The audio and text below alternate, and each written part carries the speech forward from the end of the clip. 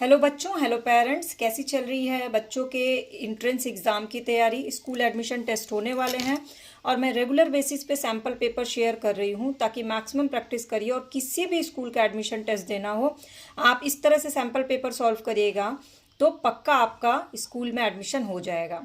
तो शुरू करते हैं। आज का सैम्पल पेपर है सेट नंबर 3 और ये है क्लास 5th और 6th के लिए।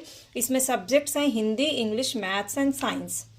तो लास्ट सारे क्वेश्चन पेपर आपने अगर नहीं देखे होंगे तो ज़रूर जाके देख लीजिएगा। सबसे पहले हिंदी में पूछा जाता है मुहावरे। तो मुहावरों की एक लिस्ट आपने जो लास्ट क्लास पास आउट किया होगा उसके व्याकरण की किताब में होगी, आप उतना ही याद कर लीजिएगा, उससे ज़्यादा करने की ज़रूरत नहीं होती, उसी से क्वेश्चन पूछे जाते हैं। मुहावरों का अर्थ लिखकर उनको वाक्य बनाने की प्रैक्टिस करनी। जैसे मैंने आपको 3 मुहावरे दिए हैं जो हमेशा पूछे जाते हैं। अपना उल्लू सीधा करना, आसमान सिर पर उठाना, उल्टी गंगा बहाना। ये मुहावरे का अर्थ लिखना आपको ब्रैकेट में और फिर उसको वाक्य बना करना है और वाक्य अपने क्लास के स्टैंडर्ड के अकॉर्डिंग बनाइएगा ताकि अच्छे नंबर मिले। बस ऐसा कंपलसरी है कि वाक्य बनाना, इसलिए मत बनाइएगा, इसके लिए आपको मैक्सिमम प्रैक्टिस करनी ज़रूरी होगी। तो आज सबसे पहले तो आप मुहावरों की लिस्ट को लर्न कर लीजिएगा। इसके बाद आता है स्त्रीलिंग और पुल्लिंग में बदलना। जैसे यहाँ पे मैंने आपको 4 दिए हैं, ये भी वही 4th क्लास और 5th क्लास की व्याकरण की किताब से मैंने लिया है। ठाकुर, विदुर, भाग्यवान, गुणवान। जो भी बच्चे 3rd या 4th का भी एंट्रेंस देने वाले हैं वो भी अपनी व्याकरण की किताब से जो स्त्रीलिंग पुल्लिंग की लिस्ट दी होगी उसे याद कर लेंगे। बेसिकली जिस क्लास का आप एंट्रेंस देने वाले हैं उससे उसके एक क्लास पहले के ही व्याकरण की किताब से क्वेश्चन पूछे जाते हैं, चाहे किसी भी स्कूल का एंट्रेंस एग्जाम हो। तो स्त्रीलिंग में लिखने में आपका क्वेश्चन क्या है? ठाकुर, विदुर, भाग्यवान और गुणवान। जिसका आंसर आपको नहीं पता होगा कमेंट सेक्शन में बताइएगा, मैं उसका आंसर आपसे शेयर कर दूंगी। तीसरा क्वेश्चन आता है रिक्त स्थान भरें। कैसे भरना है रिक्त स्थान? तो भिखारी दरवाजे डैश खड़ा है, दरवाजे में खड़ा है, दरवाजे पर खड़ा है। गायक डैश मधुर गीत गाया, गायक ने या गायक से मधुर गीत गाया। ऑप्शन दिए जाते हैं। ये वो है कर्ता ने कर्म को करण से, ये आपको व्याकरण की किताब में आपको ये पढ़ना होगा। कुत्ता सड़क डैश घूम रहा है, कुत्ता पर या में। इन तीनों क्वेश्चन को लिख लीजिए। ये बस एक एग्जाम्पल के तौर पे मैंने आपको बताया, क्वेश्चन इस हिसाब से पूछे जाते हैं, इसलिए ये भी चैप्टर आपको रिवीजन करना है। फिलहाल आप इसको ज़रूर सॉल्व करिएगा। चौथा आता है विशेषण को गोला लगाएं। तो इसमें आपको विशेषण को छांटना है। मुझे 2 मीटर कपड़ा दे दो। सड़क, कपड़े का विशेषण क्या है ये आपको बताना है। सड़क पर बहुत पानी है, मुझे कुछ अन्न दे दो। ये इसमें से आपको क्या करना है? विशेषण निकालना है। ठीक है, तो विशेषण वाला चैप्टर भी आपको रिवीजन करने के बाद आप इसको सॉल्व करिएगा और अगर ऑलरेडी रिवीजन कर लिए तो ये इजीली सॉल्व हो जाएगा। इसके बाद 5वां आता है आपका राइटिंग स्किल चेक करने के लिए। तो विद्यालय में पुनः प्रवेश के लिए एक प्रार्थना पत्र लिखना है। इसका एक फॉर्मेट होता है, उस फॉर्मेट को लर्न कर लीजिए। कोई ज़रूरी नहीं कि यही आपके लिए आए, लेकिन आपको अगर फॉर्मेट याद होगा तो कोई भी टॉपिक आएगा पत्र लिखने का आप इजीली लिख लीजिएगा। फिलहाल आज आपको सॉल्व करना विद्यालय में पुनः प्रवेश के लिए प्रार्थना पत्र। ये जो है ना, ये बड़ी क्लास के एग्जाम में भी पूछा जाता है। 6th class, 7th class, 8th class के एंट्रेंस एग्जाम में भी ये पूछा जाता है हिंदी में, क्योंकि सबसे इंपॉर्टेंट होता है आपकी राइटिंग स्किल।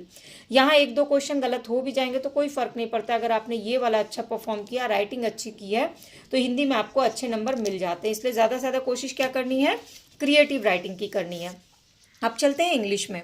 इंग्लिश में right the meaning of the word. सबसे इंपॉर्टेंट होता है आपकी वोकेबलरी देखना कि आपको वर्ड मीनिंग का कितना नॉलेज है। तो यहाँ पे 4 वर्ड दिए गए हैं, इसका मतलब लिखना आपको इंग्लिश टू इंग्लिश ही लिखना है। CHUNK chunk, captured, bowed and custom.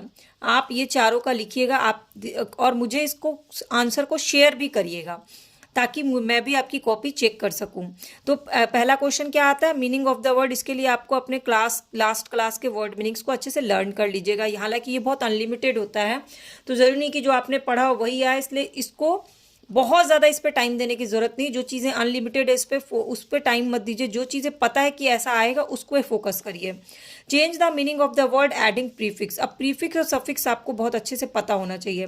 यहाँ आपको प्रीफिक्स लगा के इसका मतलब चेंज करना है। Equal, moral, possible and regular. Question नहीं समझ में आ रहा होगा तो ज़रूर बताइएगा। प्रीफिक्स और सफिक्स क्या होता है ये इंग्लिश ग्रामर में आप ज़रूर देखिएगा। अगर कंसेप्ट क्लियर नहीं होगा तो मैं आपकी उसके लिए क्लास भी ले लूँगी। Make opposite by adding in, I am, इम और यू एन अन। ये दोनों लगाना है आपको और इससे इसका अपोजिट वर्ड बनाना है। पॉसिबल में अपोजिट कैसे होगा? इम्पॉसिबल होगा। यूजुअल में अनयूजुअल। Like and patience. तो आपको इसको क्या करना है, अपोजिट वर्ड में कन्वर्ट करना है, बट आई एम या यू एन लगा करके। अब इसके बाद आता है इंग्लिश में राइटिंग स्किल आपकी कैसी है, ग्रामर पे आपका मतलब कमांड कैसा है ये चेक करने के लिए। तो राइट एनी पोएम, आप कोई भी एक पोएम 10 लाइन्स याद कर लीजिए ताकि आप एग्जाम में लिख सके। पर्टिकुलर कोई पोएम ऐसा आता नहीं है कि यही पोएम लिखिए, लेकिन कोई एक पोएम ज़रूर लिखना होता है। Write some lines on the topic India our motherland, ये बहुत ही इंपॉर्टेंट टॉपिक है इंडिया आवर मदरलैंड के बारे में। इससे इंग्लिश में लिखना चाहे हिंदी में, तो आप फिलहाल इंग्लिश में तैयार कर लीजिए। और मैं बार बार बोल रही हूँ कि कम से कम 15 लाइन ज़रूर तैयार करिए ताकि एग्जाम में 10 लाइन एक बहुत अच्छे से आप परफॉर्म कर सकिए। और टॉपिक्स मैं आपसे इसीलिए शेयर कर रही हूँ क्योंकि मुझे पता है कि मैक्सिमम टाइम यही सारे टॉपिक्स एंट्रेंस एग्जाम में पूछे जाते हैं। तो इंडिया आवर लैंड पे, आवर मदरलैंड पे आपको एस से लिखना है। अब चलते हैं मैथ्स में। मैथ्स में टॉपिक्स मैंने आपसे ऑलरेडी शेयर किया हुआ, उस टॉपिक्स के क्वेश्चंस मैं बता दे रही हूँ।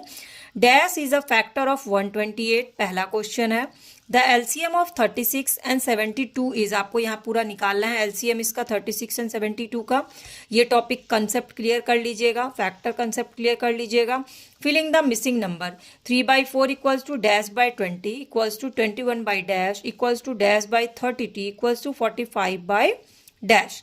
इसको लिख लीजिए और इसको सॉल्व करके मुझसे ज़रूर शेयर करिएगा इसका आंसर। इसके बाद 4th नंबर है, right the decimal in words 18.5, 28.45। इसको कैसे लिखेंगे वर्ड में आपको पता होना चाहिए, ये आपके ज़रूर लास्ट ईयर के चैप्टर में रहा होगा। From a roll of 130 metre long electric wire a piece of 18 metre 75 centimetre is cut, find the length of the wire left in the roll. ये आपको डिटेल में आंसर करना है। मैथ्स में एक क्वेश्चन जरूर पूछा जाता है जो डिटेलिंग का होता है, बाकी फिलिंग द ब्लैंक होते हैं, बट एक इसलिए पूछा जाता है कि आपको मैथ्स में आप कितने प्रॉपर तरीके से स्टेप बाय स्टेप लिख के क्वेश्चन सॉल्व करते हैं ये चेक करने के लिए। और बहुत ज़्यादा क्वेश्चन नहीं पूछे जाते हैं, हर टॉपिक से एक ही एक सिंपल क्वेश्चन पूछे जाते हैं। अगर आपका कंसेप्ट क्लियर है तो आपको मैथ में कोई दिक्कत होने वाली है नहीं। इसके बाद आते हैं साइंस में। साइंस में सिंपल क्वेश्चंस आते हैं जो आपने लास्ट टाइम पढ़ा होगा। एक तो हाउ डू प्लांट रिप्रोड्यूस, ये एकदम फेवरेट क्वेश्चन है, इसका आंसर लर्न कर लीजिए, आपने ज़रूर पढ़ा होगा। व्हाट इज़ लिक्विड, एक्सप्लेन करना है। What is the chemical symbol of for water, ये 1 लाइनर है। Which planet is known as the red planet, ये भी 1 लाइनर है। What is the main function of the heart in the human body, ये भी 1 liner है। तो science में बहुत सिंपल क्वेश्चन पूछे जाते हैं। बेसिक जो होता है ना आपके लैंग्वेज में कमांड और मैथ्स इंपॉर्टेंट होता है, तो आपको वो मैक्सिमम प्रैक्टिस करनी है। और प्लीज़ कोशिश करिए कि चारों सब्जेक्ट के लास्ट जो आपने क्लास पास आउट किया है एक एक चैप्टर रोज रिवीजन करिए, एक एक टॉपिक। मैंने टॉपिक्स जो शेयर किए हुए हैं subject wise, Hindi, English, math और साइंस के, आप उसको मिला लीजिए। वो आपको चैनल के प्लेलिस्ट पे वो वीडियो मिल जाएगी। अगर नहीं मिले तो कमेंट करके बताइएगा, मैं आपसे शेयर कर दूंगी। तो जब टॉपिक क्लियर रहेगा उसके बाद आप इस तरह से सैम्पल पेपर बना बना के सॉल्व करिएगा ना, तो बहुत अच्छे नंबर से आप एंट्रेंस एग्जाम में पास होइएगा। खैर मेरी तरफ से आप सबको ऑल द बेस्ट। आपको ये क्वेश्चन पेपर की सीरीज कैसी लग रही है नीचे कमेंट करके बताइएगा, और आपको क्या समझ नहीं आ रहा है या कोई भी डाउट हो, क्वेरी हो तो कमेंट सेक्शन में पूछिएगा। और सब्सक्राइब बटन को क्लिक करके बेल आइकन को प्रेस कर लीजिएगा ताकि सारी वीडियो अपडेट आपको फ्री ऑफ कॉस्ट मिल जाए। और जाते जाते चैनल के प्लेलिस्ट को विजिट करिएगा, मुझे पक्का यकीन आप किसी भी एज ग्रुप के होंगे ना, आपको वहाँ पर यूजफुल वीडियोज़ जरूर मिल जाएंगी।